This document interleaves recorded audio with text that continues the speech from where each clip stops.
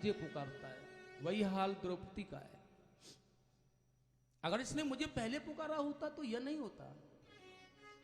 और आज भी भगवान से कहा, रुक्मिणी जी ने अब तो पुकार रहे हैं ना, या अब तो आप जाइए ना। भगवान ने कहा नहीं, अभी नहीं। क्यों? क्योंकि अभी द्रौपदी को ऐसा विश्वास है, एक हाथ से साड़ी पकड़े हुई है, 10,000 हाथियों का बल रखने वाला दुर्योधन का भाई दुशासन है, लेकिन फिर भी अपने आप को बलशाली समझ रही है कि मैं इससे बचाव कर सकती हूँ, अपनी सुरक्षा कर सकती हूँ।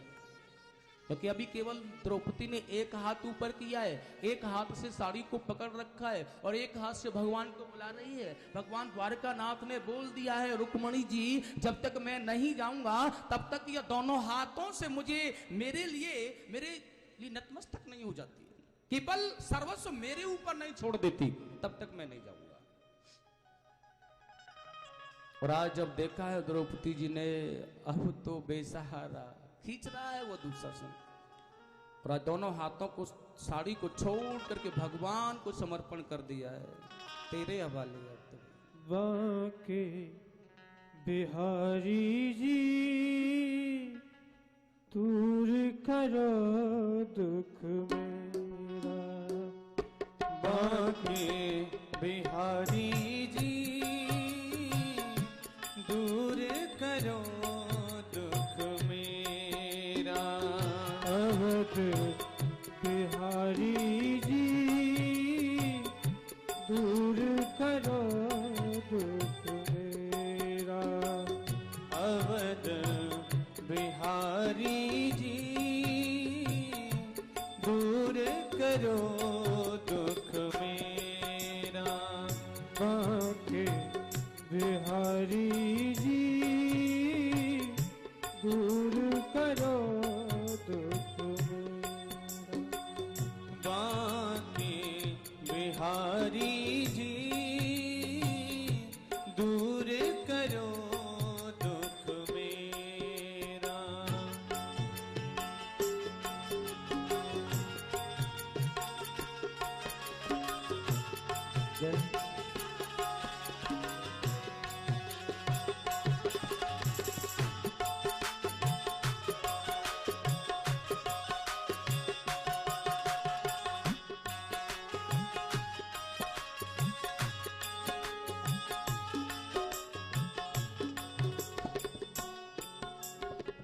सुना है जो तेरे घर पे आवे, सुना है जो तेरे घर पे आवे, उसके सब दुख से मिट जावे, उसके सब दुख मिट जावे, शरण तुम्हारी जी दूर करो दुख मेरा, शरण तिहारी जी दूर करो दुख मेरा, बांके बिहारी जी दूर करो दुख मेरा, बांके बिहारी जी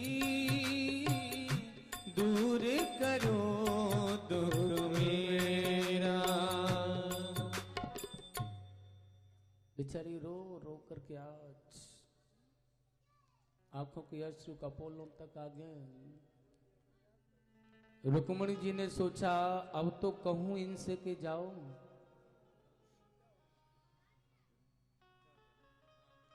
द्रौपदी की दुर्दशा को देखते हुए रुक्मिणी जी के नैनों में अश्रु आ रहे हैं, और आज भगवान की तरफ देखने लगी, दोनों हाथों को ऊपर किया है। जैसे द्रौपदी जी ने और रुक्मिणी जी ने कहा, इन्होंने मुझे कहा था कि दोनों हाथों को ऊपर किया जाएगा तो मैं चला जाऊंगा, कम से कम अब तो कहूं कि जाइए भगवान। लेकिन जैसे ही आज रुक्मिणी ने देखा भगवान की ओर मुड़ करके, तो उन्हें वहां पाया ही नहीं,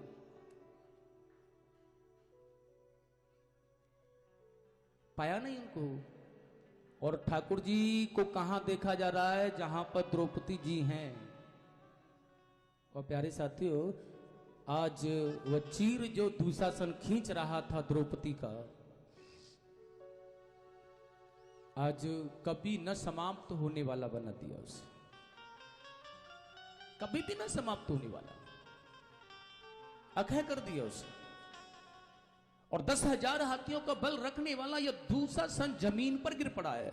खींचते खींचते खींचते खींचते आज बड़ी सुंदर रंग बिरंगे आज दिव्य चीर उसके अंदर से निकल रहे हैं, और साड़ी को खींचता खींचता खींचता खींचता आज पछाड़ खा करके जमीन पर गिर पड़ा। फिर साहस करके उठाया, फिर खींचने लगा।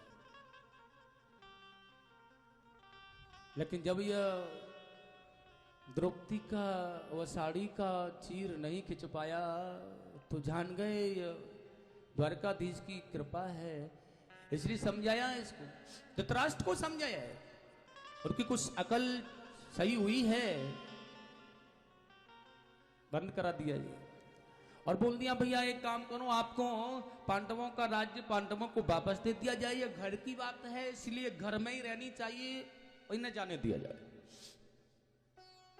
लेकिन दुशासन ने देखा है यह सारा का सारा खेल बनाया हुआ बिगड़ गया,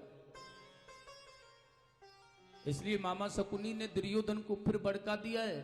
और आज दुर्योधन और शकुनी ने समझाया उन्हें जाकर के, अगर आपने ऐसे इनको सर्वस्व वापस कर दिया तो यह खेल तो केवल बच्चों का खेलने वाला हो जाएगा, यह राजा महाराजाओं का खेल है, और ऐसा नहीं होता। है महाराज इन पांडवों का सर्वस्व हमने जीता है इस खेल के माध्यम से, तो इन्हें कुछ तो पश्चाताप करना चाहिए, कुछ तो इन्हें मिलना चाहिए ना। इसलिए बड़ी सुंदर योजना बना करके तैयार कर रखी है दुशासन ने। मामा शकुनी ने आज दुर्योधन और दुशासन को बड़ा सुंदर बताया है। और देखिए आज बड़ी सुंदर योजना है, पांडवों को उनका राज्य तो वापस दिया जाएगा, लेकिन राज्य को वापस देने से पहले ना उन्हें 12 वर्ष वन में रहना पड़ेगा, और 1 वर्ष का अज्ञातवास उन्हें भोगना होगा। और ये 12 वर्ष और 1 वर्ष का अज्ञातवास पूर्ण कर लेंगे, और बता दिया यह शर्त है कि अगर 1 वर्ष के अज्ञातवास में इन्हें कहीं पर भी ढूंढ लिया गया, पहचान लिया गया, तो फिर से 12 वर्ष के लिए वन में जाएंगे और फिर 1 वर्ष का अज्ञातवास होगा। लेकिन सज्जनों आज ये बेचारे वन की तरफ चले गए,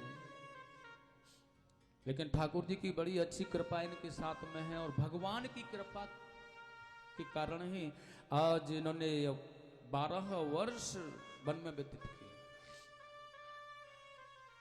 अब ठाकुर जी तो सब समदर्शी जानने वाले हैं, इसलिए उनको तो पता है कि युद्ध होने वाला है, इसलिए अर्जुन को देवलोक में भेजा है, देव शक्तियां प्राप्त की हैं उसने वहां। भगवान महादेव जी से पशुपात नाम का अस्त्र प्राप्त किया, उनकी सेवा करे। और आज 13वां जो वर्ष है उनका अज्ञातवास का विराट महाराज के राज्य में रह करके उन्होंने व्यतीत किया। और 13 वर्ष पूर्ण होने के बाद में यहाँ दुर्योधन को सूचना दे दी है, भैया संदेश दूत के माध्यम से हमारा राज्य हमें वापस दिया जाए। धृतराष्ट्र महाराज को यह सूचना जब जी जाती है तो वहां से कोई जवाब नहीं आता है। इधर पांडवों में श्रेष्ठ धर्मराज युधिष्ठिर जी महाराज ने भगवान श्री कृष्ण को कहा है, भगवान मैं आपसे निवेदन करना चाहता हूं, मैं आपको जिस कार्य को सौंपना चाहता हूं आप वाकई कि उस कार्य को सौंपने के लायक तो नहीं है, लेकिन फिर भी अपनों के लिए अगर कर लिया जाए तो कोई गलत बात नहीं होती। अपनों के लिए अगर किया जाए तो सामर्थ्यवान होने पर भी तो कोई गलत बात नहीं। भगवान ने मुस्कुरा करके कहा, पांडव सर्वस्व तो मैं आपका हूं, आप बताओ क्या चाहते हो मुझसे। धर्मराज युधिष्ठिर जी महाराज ने कहा है, मैं चाहता हूं कि यह युद्ध किसी भी प्रकार से टल जाए, मैं चाहता हूं कि यह युद्ध न हो करके शांति बन जाए। और एक श्रेष्ठ राजा की यह पहचान होती है, लेकिन उसके लिए भगवान ने कहा भैया हमें क्या करना होगा। अब तो भगवान गोविंद को बोल दिया है, आप हमारी तरफ से शांति दूत बनकर के हस्तिनापुर पधारिए। बताइए किसको शांति दूत बनाकर भेजा जा रहा है? जिसकी भ्रकुटी थोड़ी सी सृजल हो जाती है ना, तो सारे संसार की रचना हो जाती है। जो थोड़ा सा मुस्कुरा देता है ना, तो सारे संसार का पालन हो जाता है। और जो जिसकी भक्ति थोड़ी सी टेढ़ी हो जाती है, तो सारा संसार प्रलय की ओर चला जाता है। ऐसे समदर्शी भगवान गोविंद को शांति दूत बना करके भेजा जा रहा है हस्तिनापुर। द्रौपदी को तो बहुत बुरा लगा है, अर्जुन ने भी गांडीव को उठा लिया है,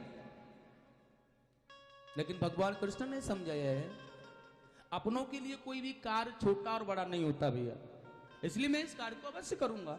और ऐसा सोच करके पांडवों के प्रिय भगवान हस्तिनापुर के लिए पहुंच गए। लेकिन हस्तिनापुर में भगवान के पहुंचने पर भी जिस कार्य को करने के लिए वह गए हैं वह सफल नहीं हुआ है, शांति नहीं मिल पाई है। दुर्योधन ने भगवान को अपना बनाने के लिए नाना प्रकार के व्यंजन, नाना प्रकार की सेवकाएं, नाना प्रकार का सौदा किया है। कैसे भी यह द्वारकाधीश पांडवों की तरफ से हमारी तरफ आ जाए, कैसे भी मुड़ जाए, इनका मन, इनका भाव हमारी तरफ खिंच जाए। लेकिन नहीं, ठाकुर जी तो जहां मन लगा देते हैं ना, जैसे अपना बना लिया तो बना लिया बस। वो कहते हैं जब तक मैं उसे अपना नहीं बनाता, जब तक कि वो मेरे लायक नहीं हो जाता, और जब मैं उसे अपना बना लेता हूं तो फिर छोड़ता नहीं हूं भाई, यह मेरा नियम। लेकिन दुर्योधन ने कोई कसर नहीं छोड़ी है। बहुत अच्छे व्यंजन, बहुत अच्छा प्रसाद, बहुत सुंदर भोजन, बहुत अच्छी सेवा, और बड़े सुंदर कक्ष में विश्राम करा दिया गया। लेकिन भगवान ने कहा दुर्योधन मैं तेरी सेवा से संतुष्ट हूं भैया, लेकिन ग्रहण जब तक नहीं करूंगा कि जब तक अपना कार्य पूर्ण नहीं कर लेता। और हस्तिनापुर की सभा में पहुंच करके दूत वाले स्थान पर खड़े होकर के भगवान ने आज धृतराष्ट्र जी महाराज को सूचना देना प्रारंभ कर दिया है। क्योंकि पांडवों ने भगवान को क्यों भेजा दूत बना करके, इसका एक कारण था। और वह कारण यह था कि यह जिस दूत को वहां पर भेजते हैं ना, यह दुर्योधन उस दूत को महाराज धृतराष्ट्र के पास नहीं जाने देता है, और बीच में ही रोक करके भेज देता है, पांडवों से कह दो युद्ध की तैयारी करें। लेकिन पांडवों का जो श्रेय है वह दुर्योधन नहीं, महाराज धृतराष्ट्र, उनकी आज्ञा से वह वन में गए, और उनकी आज्ञा ही सिरोधार्य उनके लिए ज्येष्ठ हैं, क्या आदेश करते हैं हमारे लिए। और भगवान कृष्ण को तो ये रोक नहीं पाया है, इसलिए धर्मराज एक सुंदर समझदार राजा है, श्रेष्ठ राजा है, इसलिए उन्होंने शांतिदूत बनाकर भगवान को भेजा है कि कृष्ण को यह संदेश ले जाने में दुर्योधन बाधक नहीं बन सकता है। इसलिए हमारा संदेश जहां पहुंचना चाहिए वहां बड़े आराम से पहुंच जाएगा। और अगर ऐसा करता भी है ये दुर्योधन, तो ये सामर्थ्यवान है, उसे अपराध का दंड भी देंगे। और बड़े सुंदर भाव से भगवान ने कहना प्रारंभ किया है धृतराष्ट्र महाराज को, महाराज पांडवों का मैं दूत बनकर आया हूं, शांति का प्रस्ताव लेकर आया हूं। आपके ज्येष्ठ प्रिय पांडवों ने संदेश भेजा है आपके लिए कि आपकी आज्ञा से 13 वर्ष पूर्ण हो गए, अब आप उन्हें उनका राज्य वापस दोगे या नहीं। दुर्योधन ने खड़े होकर के कहा नहीं, ऐसा संभव नहीं है, द्वारका नाथ जाकर मना कर दो पांडवों से, बिना युद्ध के मैं उन्हें नहीं दूंगा कुछ। भगवान ने एक बात और कहती, जब धृतराष्ट्र महाराज नहीं बोले हैं तो सुनो, पांडवों ने एक बात और कही थी, अगर वह हमें हमारा साम्राज्य न दें तो अपने साम्राज्य में रहने के लिए कुछ स्थान प्रदान कर रहे हैं।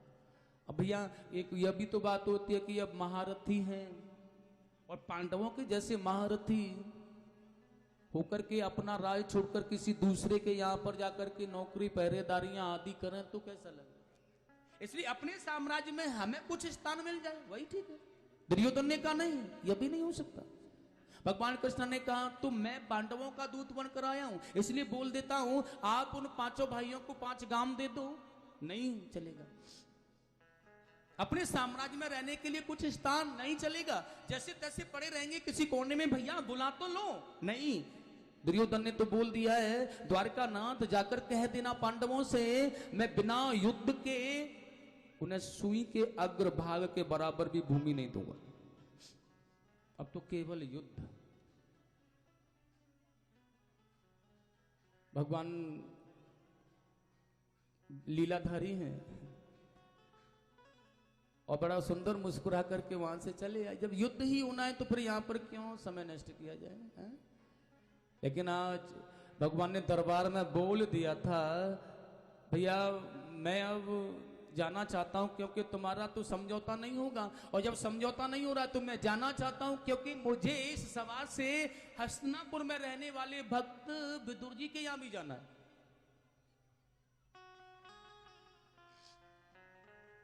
और जब विदुर जी के यहां जाना है ना, तो विदुर जी उस सभा में बैठे हुए थे, पता लगा कि भगवान मेरे घर पर पधारेंगे। दौड़ करके गए आज, और दौड़ करके पहुंच करके आज विदुरानी को कहा है, देवी आज भगवान अपने घर पधारने वाले हैं, बहुत अच्छी तरह से सेवा करनी है। उन्होंने बहुत अच्छी तरह से चौका आदि दिया है, बहुत सुंदर किया, और आज कुछ उनके लिए प्रसाद रूप में ग्रहण कराने के लिए विदुर जी निकल गए लेने के लिए। भगवान पधारे हैं, स्नान करने के बाद निकल करके आ रही थी कि एकदम से दरवाजा खटखटाया। भगवान ने, काकी हैं क्या? भगवान विदुर जी से काका कहते थे, विदुरानी से काकी कहते थे। और जैसे दरवाजा खटखटाया, आवाज लगाई, गोविंद की आवाज सुनकर के विदुरानी से रहा नहीं गया। जैसी अवस्था थी एकदम से निकल कर दरवाजा खोल दिया, भगवान के समक्ष आ गई, जैसी भी अवस्था थी। और आज भगवान गोविंद का दर्शन करते करते आंखों में प्रेमाक्ष अश्रु भर गया है। गोविंद, आज आपने मेरे घर पर आकर कृपा की है, मेरे घर आप पधारे हो, या मैं स्वप्न देख रही हूं, या वाकई में? वाकई में जब भगवान भक्त से मिलते हैं ना, या भक्त भगवान से मिलता है। विदुरानी ने आज ले जाकर भगवान को सुंदर स्थान पर बिठा लाए, बड़ा सुंदर चौका,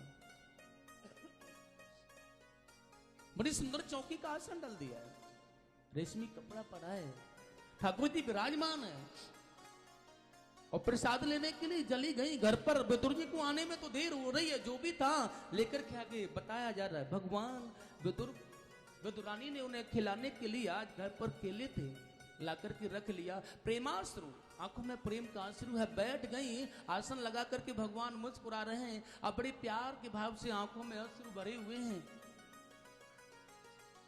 और आंखों में अश्रु भरे हुए हैं, झलक रहे हैं। आज वह छिलके उतारती हैं, केला खिलाना चाहती हैं, लेकिन छिलके जैसे उतारती हैं ना, वो केला रख देती हैं नीचे, और वो छिलका भगवान को दे देती है। और मेरे ठाकुर जी उस छिलके को खा जाते हैं,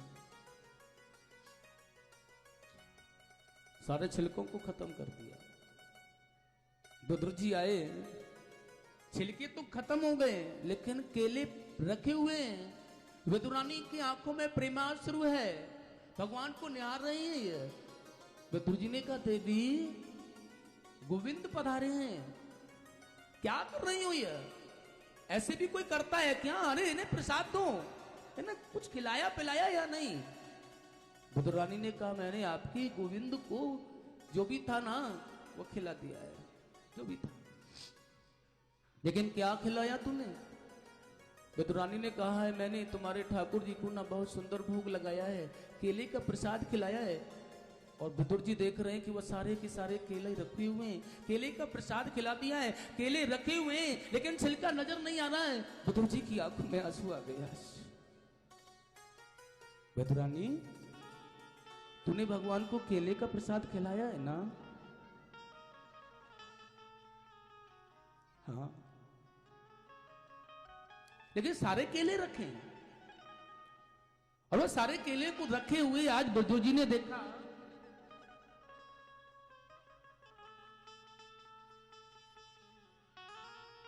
आंखों में अश्रु भरे हैं, ठाकुर जी के चरणों में गिर गए। हे भगवान, आप इन केले के छिलकों को ग्रहण कर गए, लेकिन आपने बताया नहीं। विदुरानी तो पागल है, और यह पागल व्यक्ति अगर कुछ करता है तो उसे संभाला तो जा सकता है ना भगवान। आपने सारे केलों को खा लिया है, छिलकों को खा लिया, केलाओं को छोड़ दिया है। विदुरानी ने देखा केले रखे हुए, छिलकों को मैंने भगवान को खिला दिया, अब तो बेचारी तड़प तड़प करके रो रही है, हे गोविंद क्या कर दिया मैंने ये? लेकिन यह भाव की दास्ता होती है जहां पर भगवान केले के छिलके भी खाते हैं। यह भाव होता है जहां पर भगवान भक्त की बस में सर्वस्व लुटा देता है, अपना सर्वस्व उसे अर्पण कर देता है। और केले के छिलकों को खाकर के भगवान ने तृप्त, और जब ठाकुर जी तृप्त हो गए तो सारा संसार तृप्त हो गया। आज ठाकुर जी को केले के छिलकों का भोग लगा है, सारे संसार मात्र जीव को केले के छिलके का भोग मिला है, और सब के सब तृप्त हो चुके हैं आज।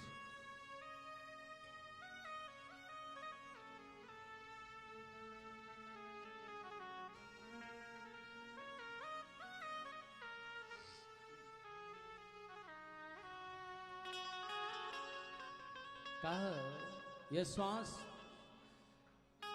भगवान को भजने के लिए बड़ी कम मिली होती है हमें भैया। जीवन बड़ा छोटा सा मिला है, पल पल बीता जा रहा है। इस जीवन को पाना है, जिस जीवन को अगर संभालना है तो कुछ करना होगा। कहा है बड़ा सुंदर किसी ने,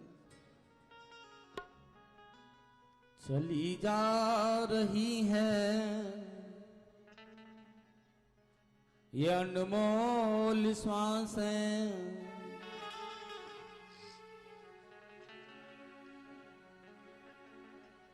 24 घंटे में इस जीव को 21,600 श्वास मिली हैं लेने के लिए। आप उससे ज्यादा बर्बाद करते हो तो आपके जीवन का समय नष्ट होता है, आप उससे कम श्वासों में काम चलाते हो तो अपना आगे बढ़ जाता है। ध्यान रखना।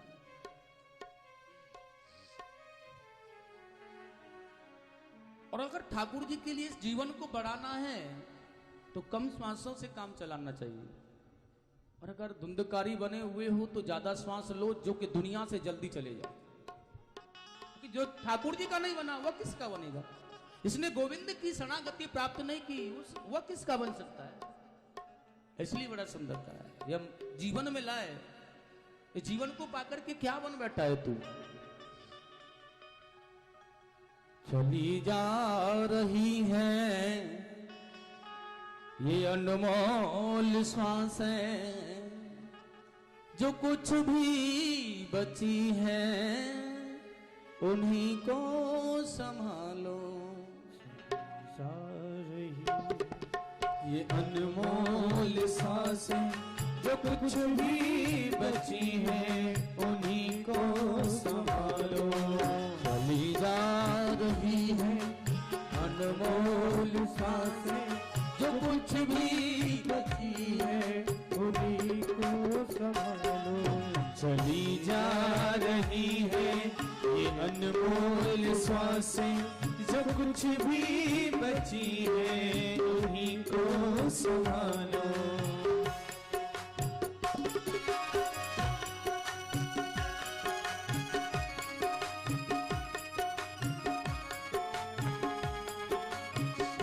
मौका ऐसा बार बार नहीं मिलेगा, याद रखना है।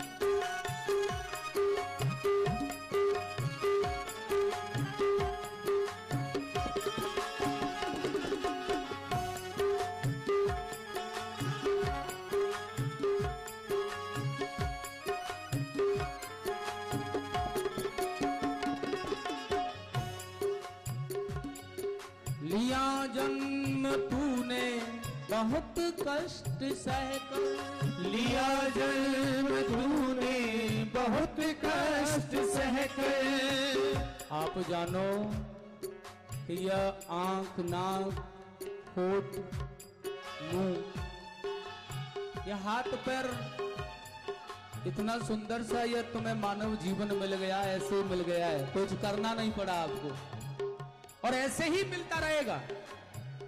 अगर यही सोच लो तो कुछ नहीं मिल सकता, सब बर्बाद हो जाएगा, सब लुट जाएगा।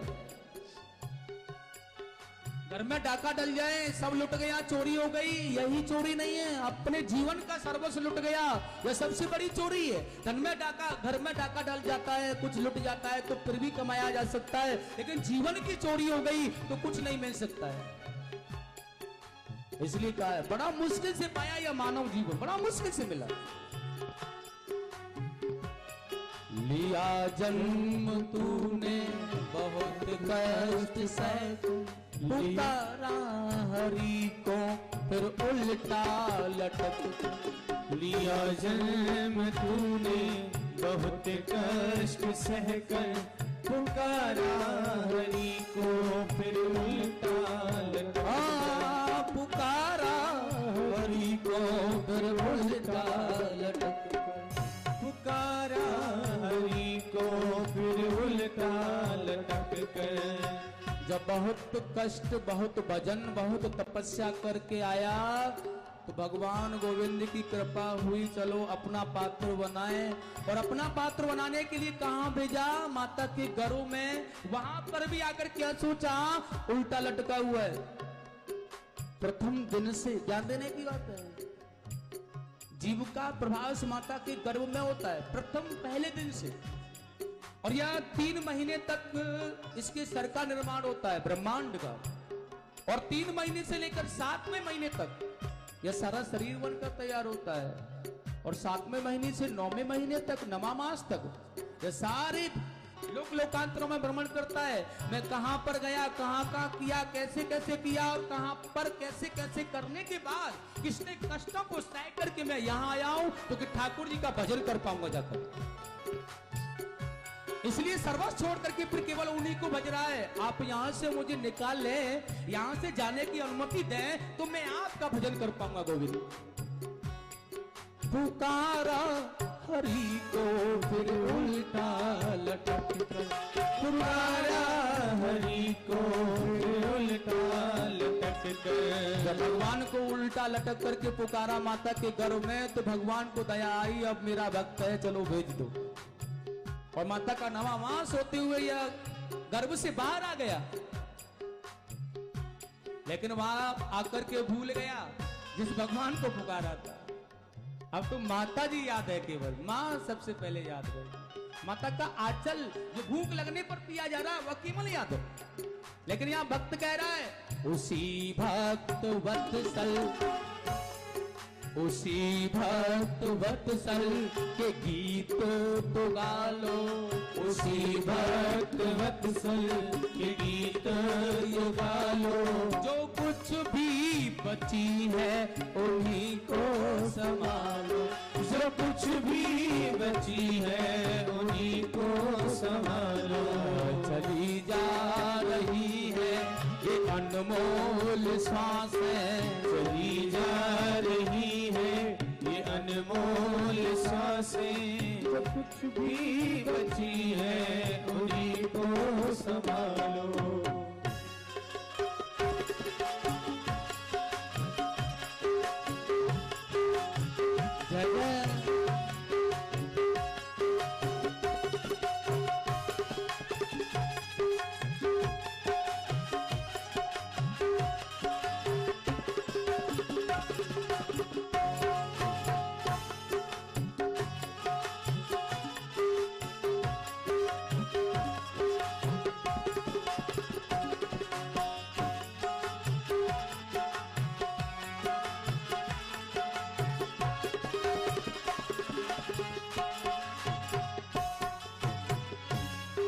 और कहा, मैं भी आपको बता देता हूं, यह मौका आज जो मैं मिला है, ऐसा मौका शायद मिले मिले मिले न मिले, कोई पता नहीं है। आज है, कल रहे रहे रहे न रहे, कोई पता नहीं।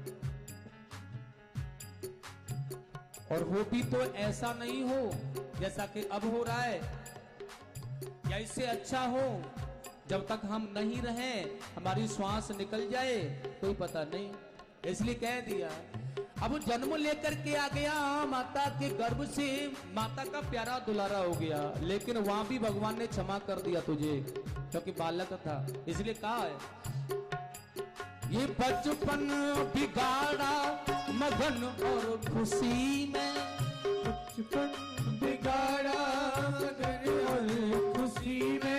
पूरा का पूरा बचपन माता का दुलार प्यार, पिता का बाबा का लाड, दादी का दुलारा था,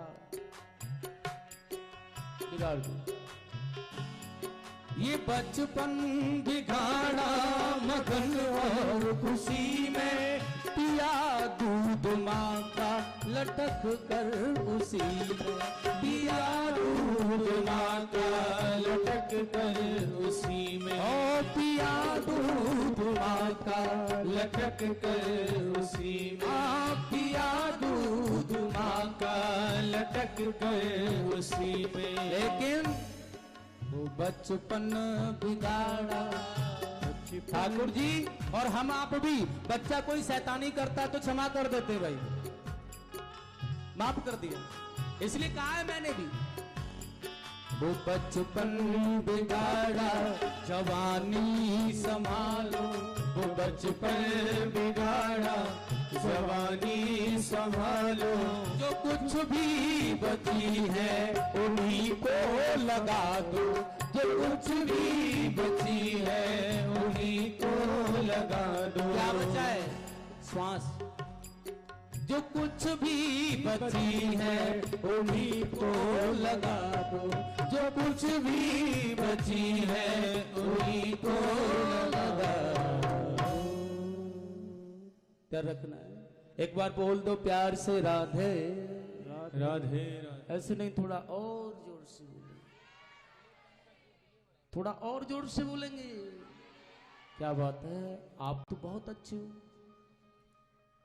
वृंदावन बिहारी लाल की। ध्यान रखना है। तो आपको समझ गया, समझ में आ गया होगा ये जीवन कैसे मिला है और क्यों मिला है और किस लिए मिला है। इसलिए जीवन में जो श्वास है इन्हें बिगाड़ो मत, संभालो, अपना बनो। और देखिए आप विदुर जी ने जो जैसा संभाला, आप कुछ करके तो दो कि कुछ बन के तो देखो, सब समझ जाएगा। भगवान ठाकुर जी पधारे हैं, वहां से पांडवों को आकर सूचना दे दी है, भैया आप तो केवल युद्ध होगा।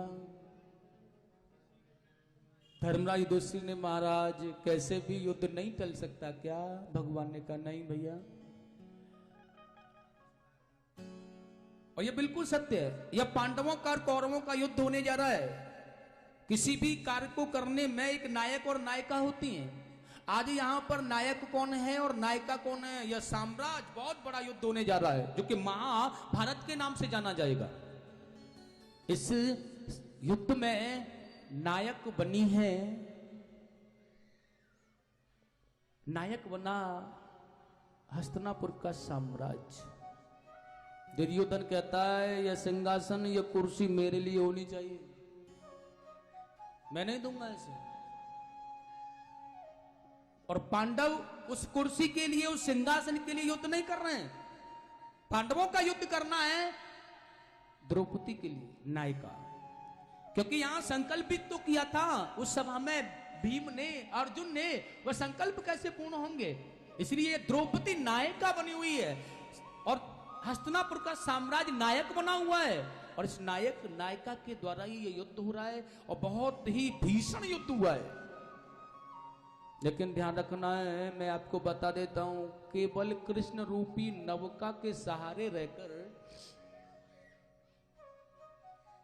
पांडवों ने इस महासागर को पार कर दिया है। देखिएगा यहां धृतराष्ट्र जी महाराज के 100 पुत्र हैं, पांडु पुत्र 5 ही हैं। उनके पास में विशाल सेना है।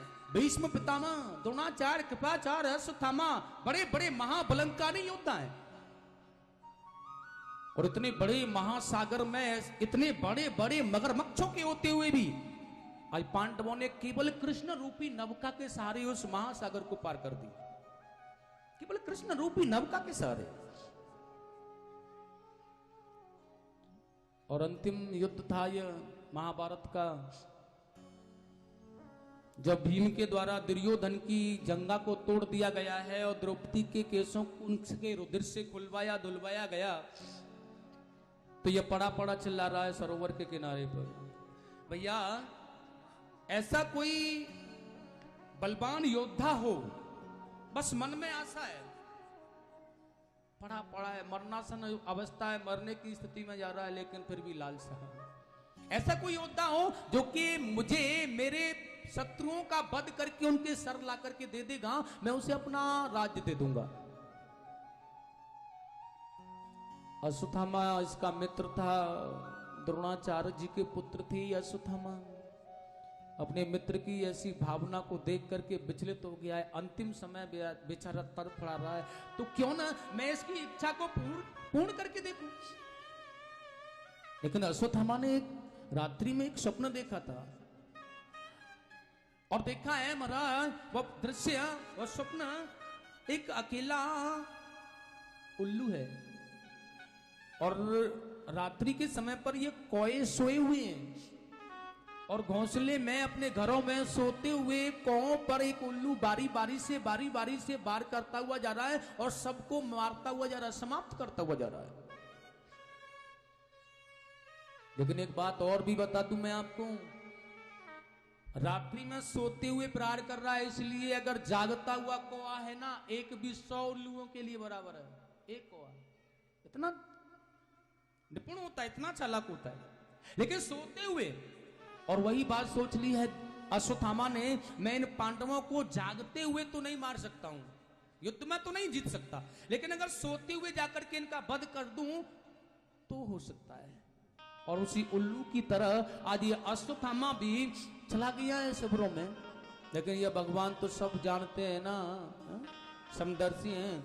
आज ही पांडवों को बड़ा सुंदर वचन कहा है, भैया इतना सुंदर श्राद्ध तर्पण करने का समय आ गया, इसलिए सबको निकाल करके वहां से अपने युद्ध में जो अपने का वध हुआ था, अपनों के लिए श्राद्ध करने, तर्पण करने के लिए ले गए।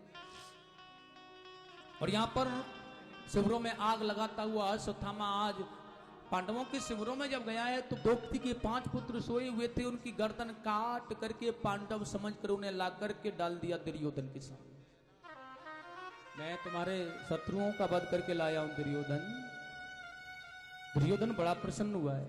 एक बात मैं आपको और बता देता हूं, यह दुर्योधन की मृत्यु तब हो सकती है जब से सबसे बड़ा जीवन का सुख मिले, सबसे बड़ा जीवन का सुख और सबसे बड़े जीवन का दुख मिले, दोनों एक साथ में जब इसे मिले तभी इसका वध हो सकता है, तभी यह प्राण छोड़ सकता है, उससे पहले नहीं छोड़ सकता। और आज जैसे सुना है मैंने तुम्हारे शत्रुओं का वध कर दिया है, पांडवों का वध हो गया है, जब यह समाचार सुना तो दुर्योधन के जीवन की सबसे बड़ी यह प्रसन्नता थी। बहुत प्रसन्न हुआ है जीवन में, सबसे बड़ा प्रसन्न आज हुआ है।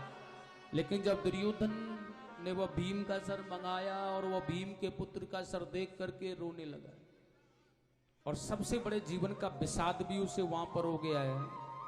अश्वत्थामा तुमने ये अच्छा नहीं किया भैया, ये पांडव मेरे शत्रु थे, मैं उनका वध कराना चाहता था, लेकिन यह द्रौपदी के पुत्रों का वध करके तुमने मेरे कुरुवंश को नष्ट कर दिया है पापी। पांडव अगर मारे भी जाते हैं, उनका अगर वध भी हो जाता तो मेरे वंश को आगे बढ़ाने के लिए द्रौपदी के पुत्र तो थे ना, लेकिन पांडवों को तो आज नहीं, आज के दिन जाना है, लेकिन तूने आगे बढ़ने वाले वंश को समाप्त कर दिया है, तुझसे बड़ा पापी कोई नहीं हो सकता। और आज जीवन का बहुत बड़ा दुख आज दुर्योधन को हुआ, इसलिए बेचारे ने आज अपने प्राणों को भगवान के चरणों में समर्पण। गोविंदाय नमो।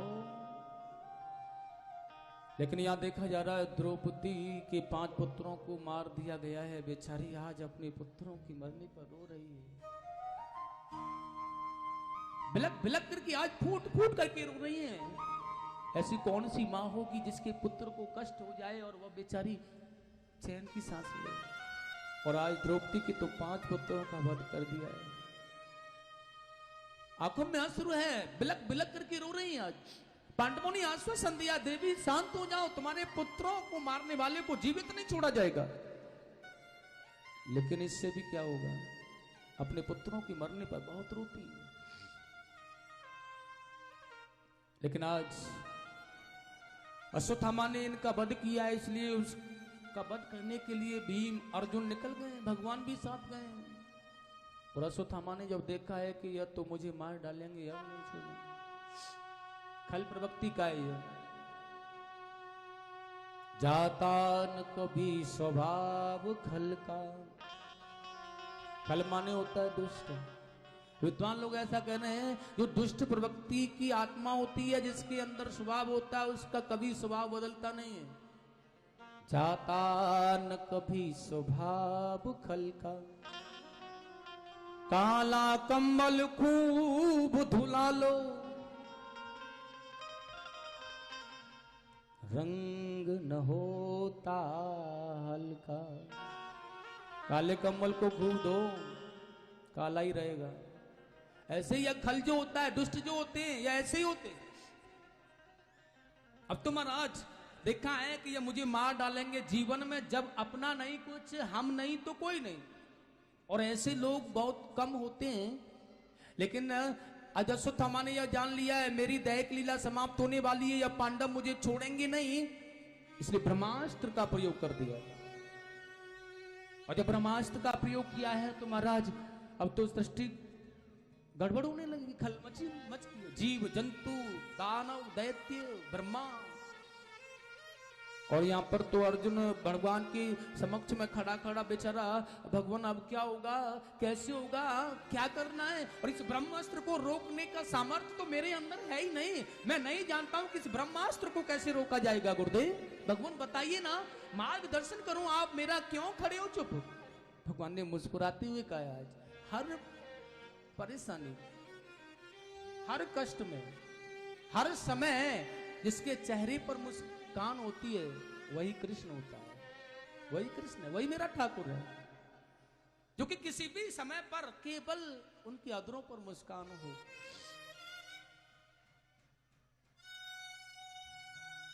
भगवान ने कहा, पार्थ ऐसा बताते हैं विद्वान लोग, मैं नहीं। और आपने भी देखा होगा कभी बहुत अधिक विष चढ़ जाता है, हमें बहुत ज्यादा विष ग्रसित कर लेता है ना, तो जो डॉक्टर लोग होते हैं ना, वो विष का इंजेक्शन देते हैं और विष को निकालते हैं, विष को विष के द्वारा मारा जाता है। वही अर्जुन को भगवान श्री कृष्ण समझा रहे हैं।